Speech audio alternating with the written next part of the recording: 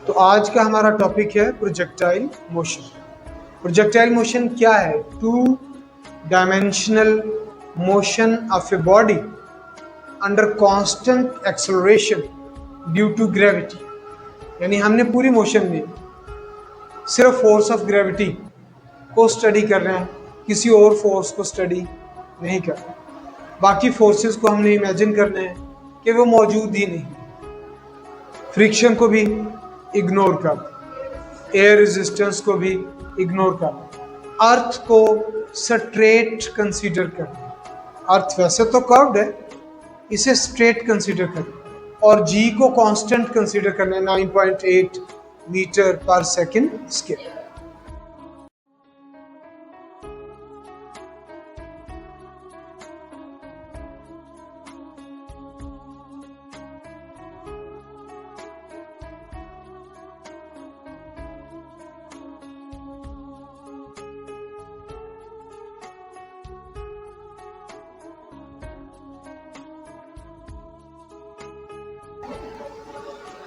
और अर्थ को flat consider करना।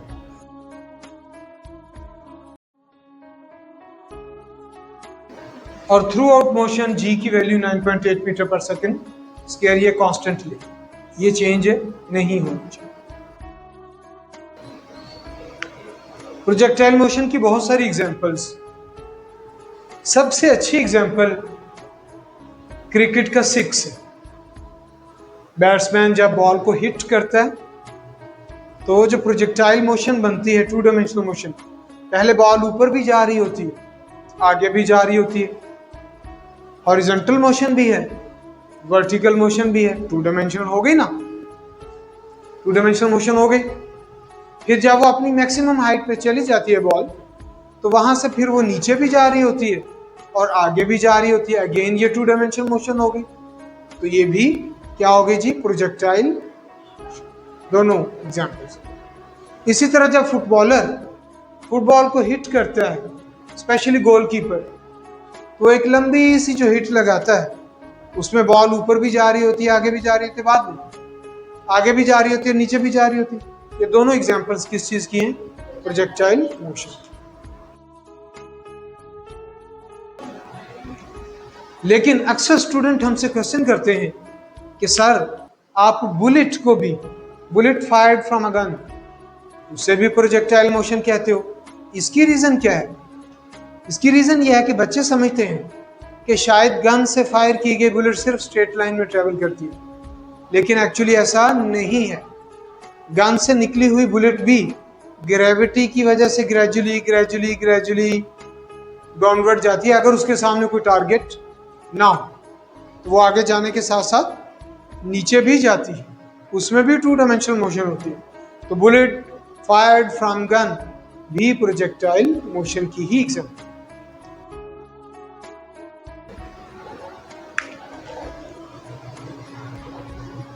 कोई ना कोई एंगल होना चाहिए वो प्रोजेक्टाइल मोशन, ठीक है? तो हम स्टडी करते हैं इसको कि बुलेट वाली प्रोजेक्टाइल की कौन सी एग्जाम्पल है और क्रिकेट के सिक्स वाली प्रोजेक्टाइल की कौन सी एग्जाम्पल है। एक्चुअली प्रोजेक्टाइल की दो किस्में, दो टाइप्स हैं। ये जो फुटबॉल वाली एग्जाम्पल है, इसे हम कहते हैं ऑब्लिक प्रोजेक्ट, और ये जो बुलेट वाली एग्जाम्पल है, जो शुरू में हॉरिजॉन्टल ट्रैवल करती है, बाद में फिर ऐसे ग्रेजुअली डाउनवर्ड हो जाती है, इसे नाम ही हमने दे दिया है हॉरिजॉन्टल प्रोजेक्टाइल, और इसे ही पहले हम स्टडी भी करें। तो पहली हमारी स्टडी क्या है? Horizontal projectile. इस कॉन्सेप्ट को मैं एक डायग्राम की मदद से ज्यादा बेहतर एक्सप्लेन कर सकता हूं। आप इमेजिन करें कि हमारे पास एक टेबल है,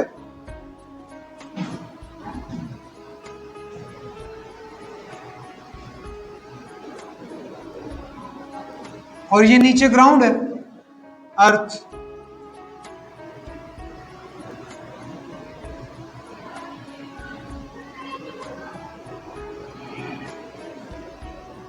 और ये हमने टेबल के ऊपर एक बॉल प्लेस कर दी।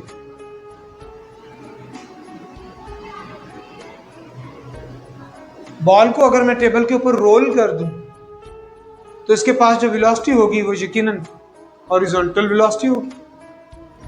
आप उसे Vx या Vix भी कह सकते हो। Vi stands for initial velocity, x stands for along x axis। लेकिन जैसे ही बॉल टेबल के किनारे पे पहुंचती है तो ये यहां से फॉल करती है towards the ground due to gravity. क्या ये सीधी नीचे आएगी या साथ साथ आगे भी जाएगी? यस, अगर इसके पास सफिशिएंट हॉरिजॉन्टल वेलोसिटी है तो ये नीचे गिरने के साथ साथ आगे भी जाए, यानी इसके पास 2 डायमेंशनल मोशन है, horizontal as well as vertical. तो ये बन गया प्रोजेक्टाइल, लेकिन इसे हम क्या नाम देते हैं? हॉरिजॉन्टल प्रोजेक्टाइल, क्योंकि हमने इसे हॉरिजॉन्टली थ्रो किया। हमने इसे हॉरिजॉन्टली थ्रो किया, ये हॉरिजॉन्टल प्रोजेक्टाइल। अब हम हॉरिजॉन्टल प्रोजेक्टाइल में 2 चीजें फाइंड करेंगे। एक तो फाइंड करेंगे कि ये कितनी दूर जाके टेबल से गिरेगा, उसे हम नाम देंगे हॉरिजॉन्टल डिस्टेंस। आगे जाके उसका नाम हो जाएगा range. Range mean horizontal distance covered by the projectile. और दूसरी चीज हम ये फाइंड करेंगे, आप समझ गए होंगे, y stands for vertical distance, y stands for, आप हाइट भी कह सकते हो इसे, आगे जाके हम इसका हाइट भी नाम रख देंगे। लेकिन ये याद रहे कि सारी मोशन के दौरान सिर्फ एक ही फोर्स है, और वो कौन सी है? ग्रेविटी। मेरे बच्चों, ग्रेविटी की फोर्स तो डाउनवर्ड होती है अलोंग y एक्सिस, इसका मतलब है अलोंग x एक्सिस कोई फोर्स नहीं। अलोंग x एक्सिस अगर कोई फोर्स नहीं है तो फिर कोई एक्सेलरेशन भी नहीं, क्योंकि एक्सेलरेशन तभी पैदा होता है जब फोर्स लगे। अगर अलोंग x एक्सिस कोई फोर्स नहीं है, F is equal to ma, F 0 तो a भी 0, F होगा तो a भी होगा। लेकिन अलोंग y एक्सिस फोर्स है कौन सी? ग्रेविटी की। किस तरफ? Along y axis. तो फिर अलोंग y एक्सिस एक्सेलरेशन भी होगा, और वो कौन सा एक्सेलरेशन होगा? वो हम पहले ही लिख चुके हैं, कौन सा एक्सेलरेशन होगा? जी, ग्रेविटेशनल एक्सेलरेशन।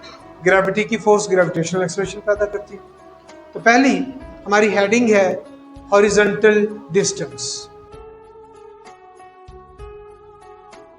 मैं आपके क्वेश्चन को समझ नहीं पाया।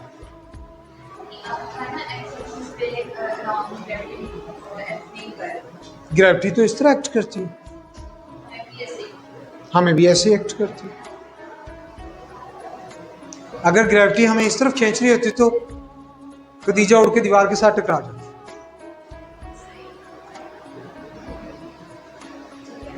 आगे बढ़े।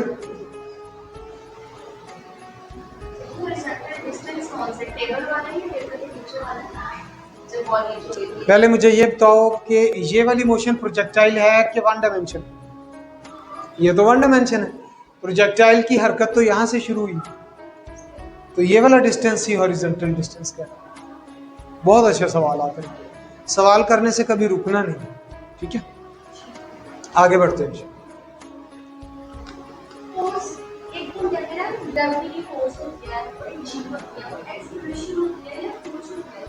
ग्रेविटी की फोर्स को हम प्यार से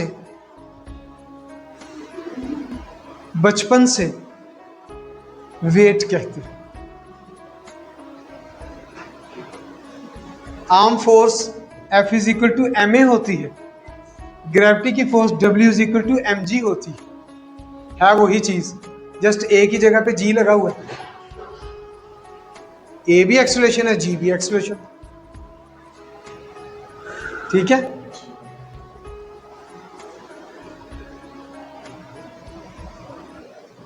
तो ग्रेविटी की फोर्स को वेट कहते हैं, तो उस वेट की वजह से जो एक्सेलरेशन पैदा कहते हैं होता है, उसे हम बड़े अदब से जी कहते हैं। जी,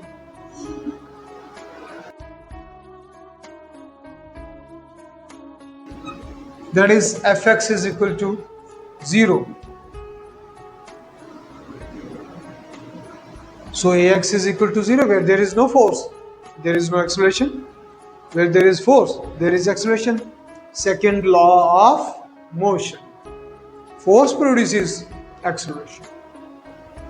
No force. Newton's second law of motion, F is equal to ma. Force produces acceleration in its own direction. The acceleration is produced directly proportional to force and inversely proportional to mass of the body.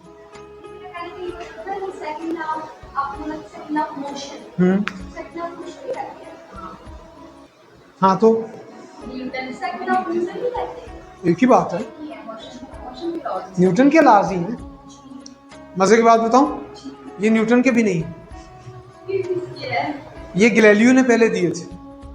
और मजे की बात बताऊं, ये जो पहला law of motion है ये सबसे पहले अबू अली सीना ने अपनी किताब में लिखा था, लेकिन क्योंकि लॉ की शक्ल में नहीं लिखा था, वो सबसे पहले लॉ की शक्ल में पब्लिश फॉर्म में न्यूटन के हिस्से में आया, इसलिए ये न्यूटन के लॉज कहलाते। इनके पहले इनके ऊपर काम हो चुके, गैलीलियो ने काम किया, उससे पहले अबू अली सीना ने काम किया।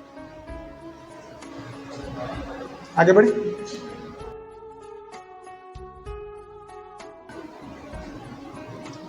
क्योंकि initial velocity along x axis थी, इसलिए उसका नाम ही मैंने VIX कर दिया। आप चाहें तो VX भी कर सकते हैं, ऊपर लिखा भी हुआ है VX, कोई इशू नहीं है। आप छत से खड़े होकर नीचे अपने दोस्त को बॉल कैच कराएं ऐसे करके, वो प्रोजेक्टाइल है, ठीक है, राइट। मजदूर नीचे से खड़ा होकर छत पे अपने साथी मजदूर को ईंट कैच कराए, वो भी प्रोजेक्टाइल। कभी ये मंजर देखे, एक मजदूर नीचे खड़ा होकर ऐसे ईंटें उछाल रहा होता है, वो ऊपर वाला मजदूर कैच करता है, देखा कभी मैं ये मंजर?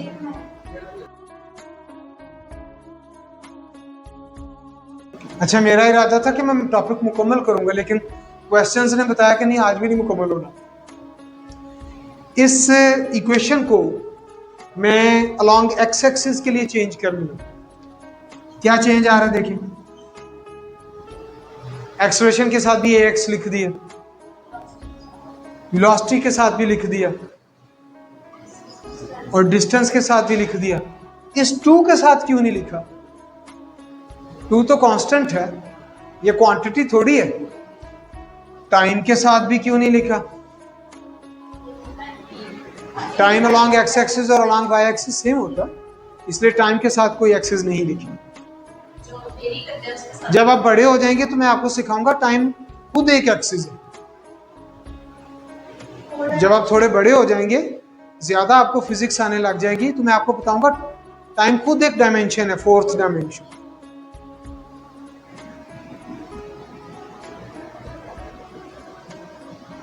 अभी रिसेंटली 1 वीक पहले एक रिसर्च आई है जिसमें पता चला टाइम नेगेटिव भी हो सकता है।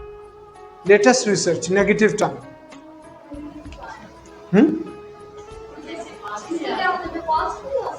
ये मैंने नहीं कहा, नेगेटिव टाइम।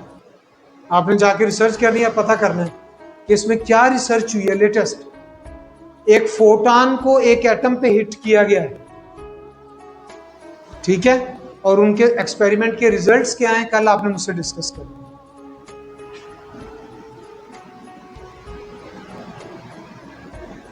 हॉरिजॉन्टल डिस्टेंस की जगह पे x लिख दिया गया।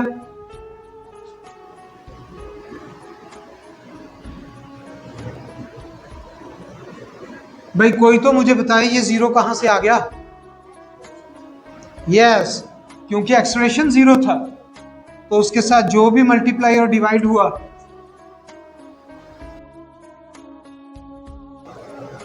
यकीनन आप समझ गए होंगे कि अगली हेडिंग है वर्टिकल डिस्टेंस।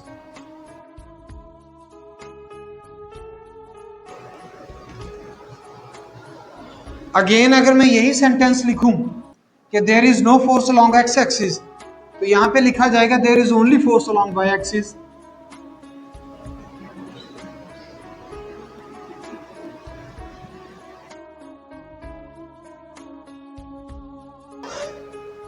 अगर मैं इसकी जगह MA लिखता, इसकी जगह MG लिखता, तो एम एम से कट जाता तो ए वाई किसके इक्वल आ गया, जी के इक्वल आ गया।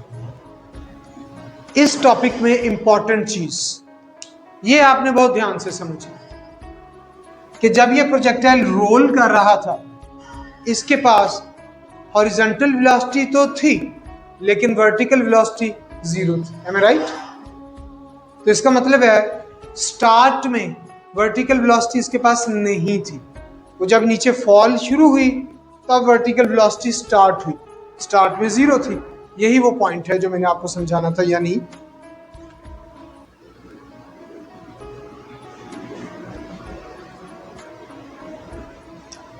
Initial velocity along y axis is 0। ये इस टॉपिक का मेन पॉइंट, ये आप याद करें। स्टार्ट में उसके पास कौन सी वेलोसिटी थी, हॉरिजॉन्टल। कौन सी वेलोसिटी थी, हॉरिजॉन्टल।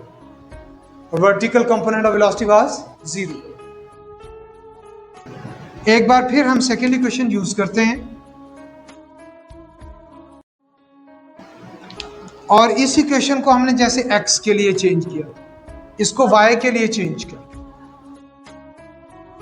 अब यहां पे क्योंकि हम वर्टिकल डिस्टेंस फाइंड करना चाहते हैं, s की जगह पे y लिख देंगे। और कोई बताए ये 0 कहां पे आया है? यस, vi y की जगह पे क्या आया, 0। उसने t को भी 0 कर दिया। और ay को हमने किससे रिप्लेस कर दिया, g से।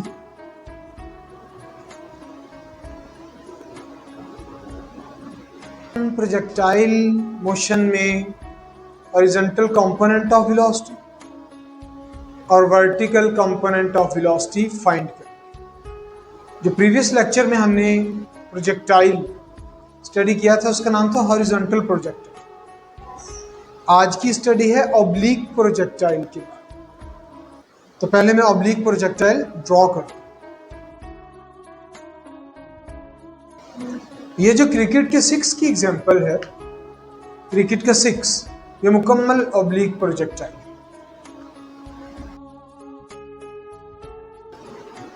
ये छोटा सा एरो इसकी इनिशियल वेलोसिटी को रिप्रेजेंट कर रहा है,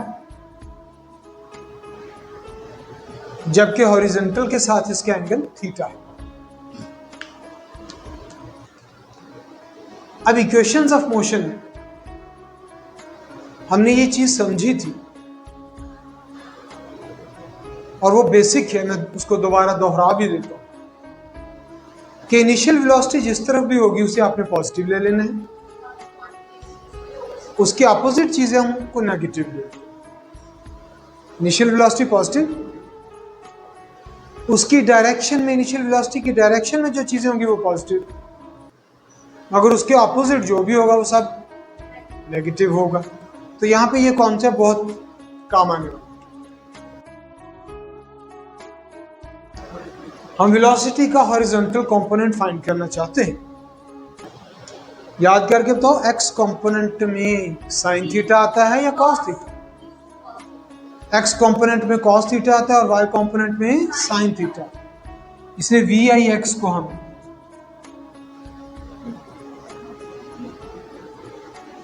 VI cos थीटा लिखते हैं। और बड़ा ही इंपॉर्टेंट पॉइंट अगेन,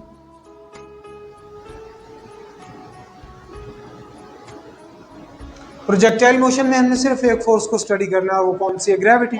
और ग्रेविटी हमेशा डाउनवर्ड या अलोंग वाई एक्सिस एक्ट करती है। तो अलोंग एक्स एक्सिस कोई फोर्स अगर फ्रिक्शन थी भी तो हमने उसे इग्नोर किया। तो अगर अलोंग एक्स एक्सिस कोई फोर्स नहीं है तो एक्सेलरेशन भी अलोंग एक्स एक्सिस क्या होगा, 0 होगा। तो यहां पे हम फर्स्ट इक्वेशन को यूज करें। फर्स्ट इक्वेशन को लिखने के बाद इसे अलोंग एक्स एक्सिस के लिए मॉडिफाई करता हूं।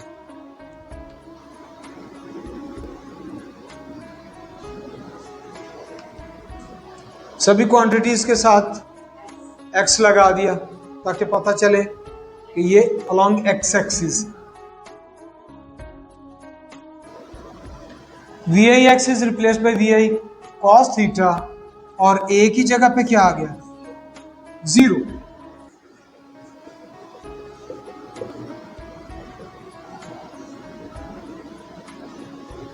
ये बड़ा इंपॉर्टेंट कॉन्सेप्ट। ये लाइन हमें बताती है कि प्रोजेक्टाइल की final velocity is equal to its initial velocity. इस बात को समझना, प्रोजेक्टाइल की फाइनल वेलोसिटी उसकी इनिशियल वेलोसिटी की इक्वल है। Mean no change in velocity, mean no change in velocity. क्यों? क्योंकि एक्सेलरेशन जीरो है, वेलोसिटी कांस्टेंट है। तो जो स्टार्ट में होगी वही एंड पे होगी, जो इनिशियल होगी वही फाइनल। वेलोसिटी में चेंज है along x axis, velocity remains constant. ये जुमला नोट होना चाहिए। Along x axis the velocity of projectile remains constant. Video pause करके ये सेंटेंस नोट करें। For projectile velocity along x axis remains constant. Vertical velocity के लिए भी हमें कुछ इंपॉर्टेंट चीजें लिखना होंगी। जो मैं इंपॉर्टेंट चीज सिखाना चाह रहा था, वाई कंपोनेंट में क्या आएगा जी? Sine theta. एक्स कंपोनेंट में क्या आया था? वाई में क्या आएगा जी? Sine theta. और ये वो चीज है जो मैंने अभी डिस्कस किया कि क्या अलोंग वाई एक्सिस कोई फोर्स है? जी हाँ, ग्रेविटी। तो क्या अलोंग वाई एक्सिस कोई एक्सेलरेशन है? जी हाँ, ग्रेविटेशनल एक्सेलरेशन। नेगेटिव क्यों लगा? क्योंकि इनिशियल वेलोसिटी की डायरेक्शन अपवर्ड है और जी डाउनवर्ड है। अभी मैंने आपको बताया कि इनिशियल वेलोसिटी के अपोजिट जो भी होगा वो नेगेटिव हो जाएगा, इनिशियल वेलोसिटी के अलोंग जो भी होगा वो पॉजिटिव हो जाएगी, पॉजिटिव हो जाएगी। अलोंग पॉजिटिव और अपोजिट नेगेटिव। तो फिर अगेन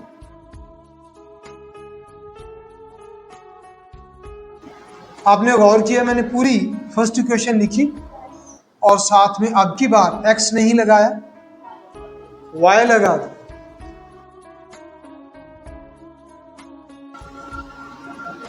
तो ये हमारी इक्वेशन नंबर 3 बनी थी।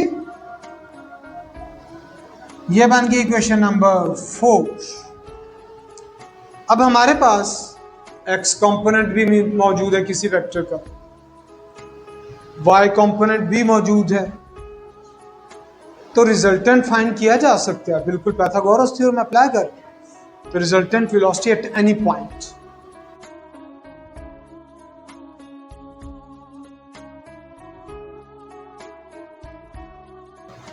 अब अगर आप चाहें तो इनकी वैल्यूज भी इक्वेशन 3 और 4 से कॉपी पेस्ट कर सकते हैं।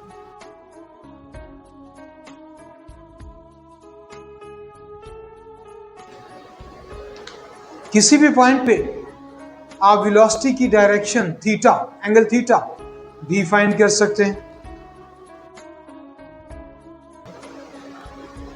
ये दोनों स्टेप जो अभी हम कर रहे हैं ये तो बिल्कुल रेक्टेंगुलर कंपोनेंट्स के लास्ट 2 स्टेप्स के जैसे।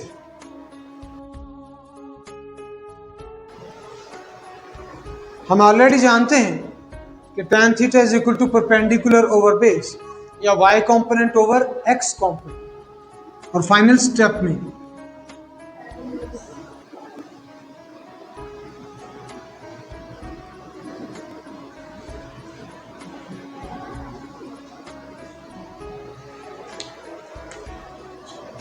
यहां पे हमारा लॉन्ग क्वेश्चन मुकम्मल होता है, लेकिन अब हम इसके अंदर से कुछ इंपॉर्टेंट चीजों को सीखने जा रहे हैं।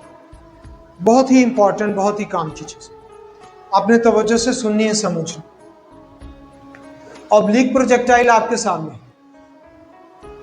ऑब्लिक प्रोजेक्टाइल की लाइफ में, इसके ट्रेजेक्ट्री में 3 पॉइंट्स बड़े इंपॉर्टेंट होते हैं। जी viewers, students, copy pencil must be ready.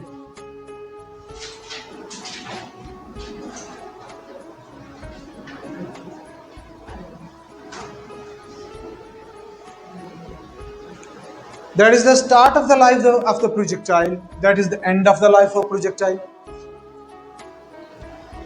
मगर स्टार्टिंग पॉइंट के कई नाम, एंडिंग पॉइंट के भी कई नाम हैं।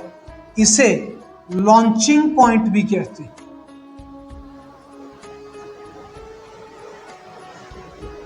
और यकीनन आप जान गए होंगे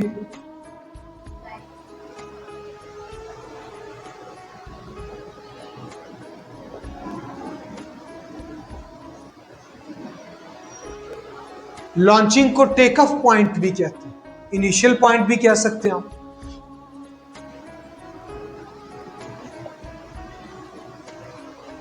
जंगी इस्तिलाह में इसे टारगेट भी कहते हैं।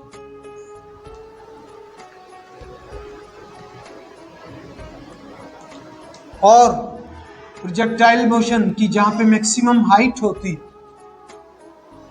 आप इसे पीक भी कह सकते हो।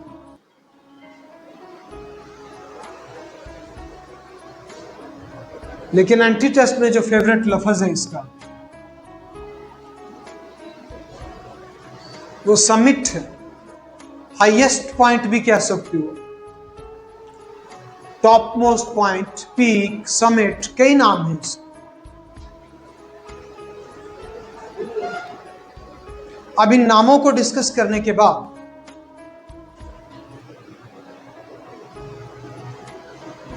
मैं इनको नामों को इरेज कर दूंगा, क्योंकि आपने नाम तो नोट कर ली। इंपॉर्टेंट चीज है यहां पे प्रोजेक्टाइल मोशन की कैरेक्टरिस्टिक्स को डिस्कस कर।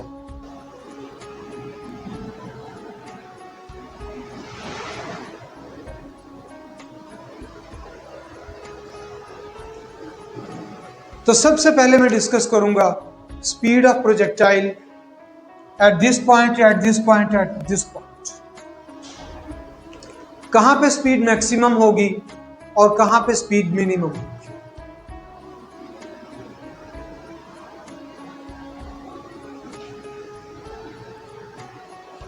स्टार्टिंग और एंडिंग पॉइंट पे स्पीड मैक्सिमम हो। रीजन को समझिए। स्टार्टिंग पॉइंट में भी स्पीड के पास दोनों कंपोनेंट्स, हॉरिजॉन्टल कंपोनेंट भी है, वर्टिकल कंपोनेंट। एंडिंग पॉइंट पे भी स्पीड के पास दोनों कंपोनेंट, हॉरिजॉन्टल कंपोनेंट भी और वर्टिकल कंपोनेंट। लेकिन ये जो हाईएस्ट पॉइंट है जिसे समिट का नाम दिया, यहां पे स्पीड के पास सिर्फ एक कंपोनेंट है और उस कंपोनेंट का नाम हॉरिजॉन्टल कंपोनेंट। यहां पे वर्टिकल कंपोनेंट जीरो है। क्या मैंने ये कहा कि सारी वेलोसिटी जीरो है? नहीं, मैंने कहा उसकी वर्टिकल कंपोनेंट जीरो है। तो इसका मतलब है यहाँ पे स्पीड मैक्सिमम है क्योंकि इसके पास दोनों कंपोनेंट्स, और यहाँ पे स्पीड मिनिमम है क्योंकि इसके पास सिर्फ एक कंपोनेंट है। और वो कंपोनेंट कौन सा है? X component. वाई कंपोनेंट की वैल्यू यहाँ पे क्या है? जीरो। बहुत इंपॉर्टेंट पॉइंट। अब जबकि मेरे स्टूडेंट्स को ये समझ आ गई है कि यहाँ पे वेलोसिटी मैक्सिमम और यहाँ पे मिनिमम है, तो that is very simple to understand कि काइनेटिक एनर्जी कहाँ मैक्सिमम होगी और कहाँ मिनिमम होगी। भाई जहां स्पीड मैक्सिमम है, यस, वहीं पे काइनेटिक एनर्जी भी मैक्सिमम होगी। ये तो मैंने बाद में बताना था।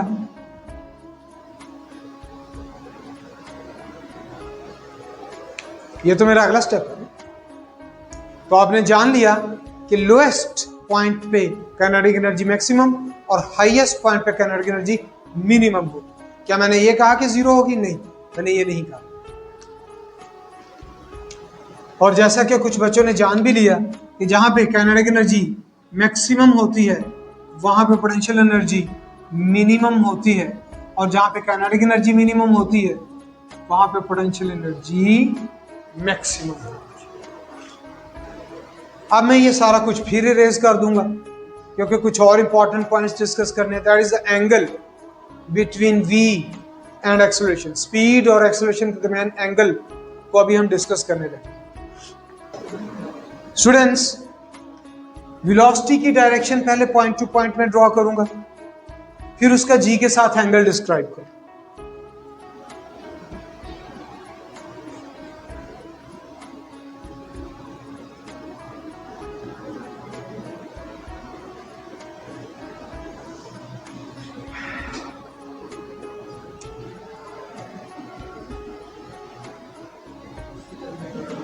तो आपने ऑब्जर्व किया कि पॉइंट टू पॉइंट वेलोसिटी की डायरेक्शन चेंज हो रही है, लेकिन क्या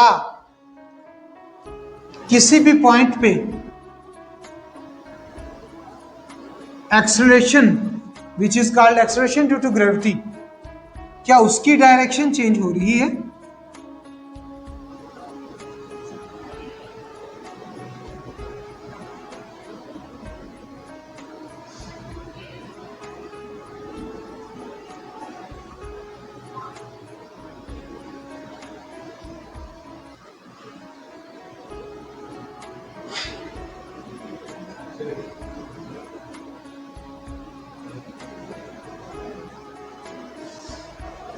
मैंने जगह जगह पे एक्सेलरेशन ड्यू टू ग्रेविटी को डाउनवर्ड रिप्रेजेंट कर दिया।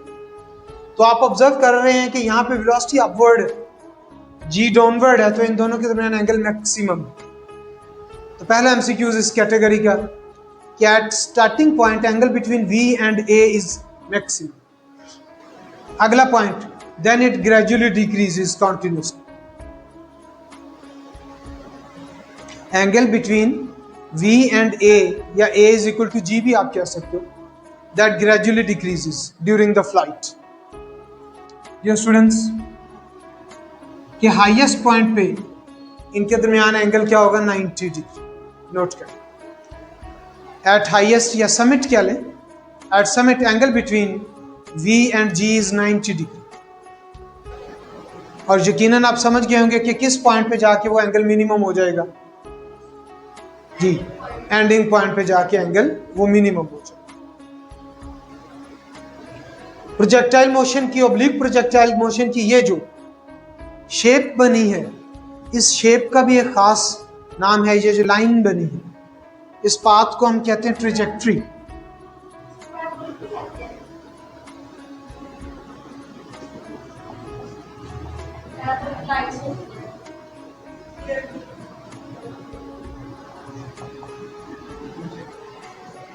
वैसे तो ट्रेजेक्ट्री के लफ्ज का मतलब है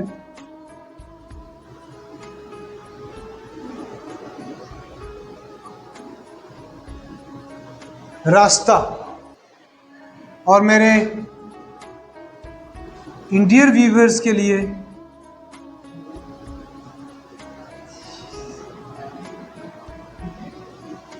रास्ता, आप इसे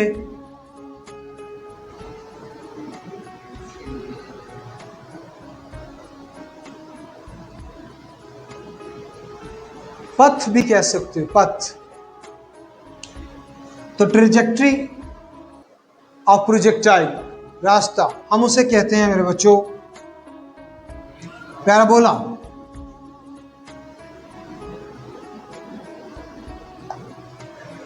या पैराबोलिक पाथ।